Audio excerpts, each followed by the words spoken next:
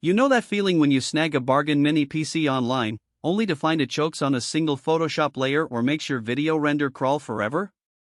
I've seen a lot of people regret those cheap shortcuts, and that hesitation is what drove me to actually sit down with the HP Z2 G1i before hitting record. Link is in the description if you want to check the product details on Amazon. My goal here isn't to glorify a spec sheet, it's to see whether this little box really saves you from the buyer's remorse that comes with the cheap and cheerful crowd. First off, the Z2 G1i isn't trying to be a budget box. It's built around Intel's Core Ultra 9285K, 32GB of DDR5 memory, and a 1TB SSD, plus a dedicated 16GB NVIDIA GPU. Those are the kinds of components you usually expect in a mid-tower, but they're packed into a chassis that's barely larger than a hardcover novel. The most obvious advantage is the desk footprint. If you work at a standing desk or have a cramped home office, that 7-inch footprint slides right under a monitor arm without demanding a dedicated spot. No more having to shuffle a bulky tower around when you need to rearrange cables or add a second display. Port selection is where the Z2 G1i starts to feel thoughtful. You get a full-sized Ethernet jack, 3 USB 3.2 ports, 2 USB-C Thunderbolt 4 connections, HDMI 2.1, and a DisplayPort 1.4. For someone who still relies on older peripherals, think a USB-C scanner or a legacy external hard drive that saves you from buying a separate hub. The Thunderbolt ports also mean you can attach a 4K monitor or even daisy-chain another display without sacrificing bandwidth. In practice, I hooked the machine up to a 27-inch 4K panel for code and design work, then added a second 24-inch screen for email and Slack. Switching between them felt seamless, and I never had to wrestle with a dongle. Now, a mini PC's reputation for heat is a valid concern.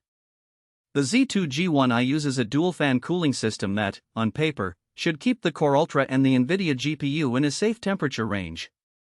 In real-world tests running a 10-minute Premiere Pro export and a simultaneous Blender render, the fan settled into a low hum that was audible but not distracting. The chassis design vents from the top and rear, so heat is expelled away from the keyboard area. After an hour of sustained load, the CPU clock dipped only a few percent, which tells me the thermal headroom is decent for the form factor. If you're the type who works in a quiet home library, you might notice the faint whir, but it's far quieter than a typical gaming tower's blower fan. Upgrade ease is another spot where the Z2 G1i tries to be user-friendly. The side panel unscrews with a single Phillips head, exposing the M.2 slots and a small RAM slot. Adding another 32GB stick or swapping the SSD for a larger NVMe drive is a matter of minutes, provided you're comfortable handling static-sensitive components. That said, the graphics card is soldered onto the motherboard, so you can't swap it out later.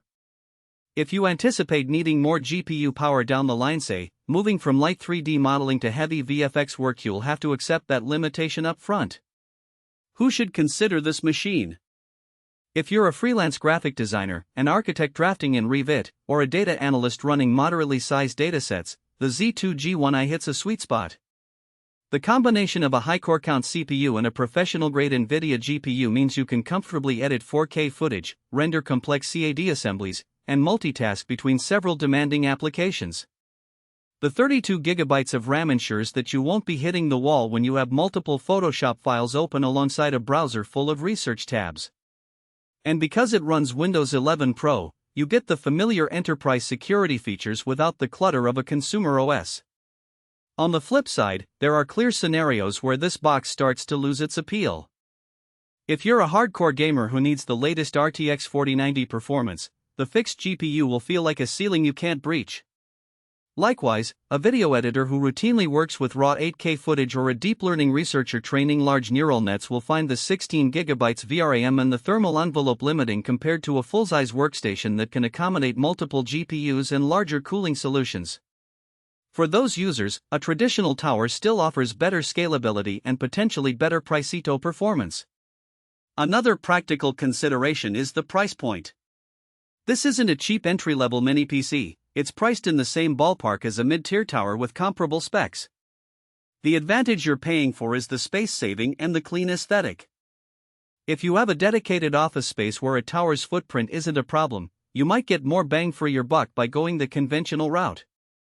However, if you're limited to a small desk, a shared workspace, or you simply hate the visual clutter of a bulky case, the Z2 G1i gives you professional horsepower without the eyesore.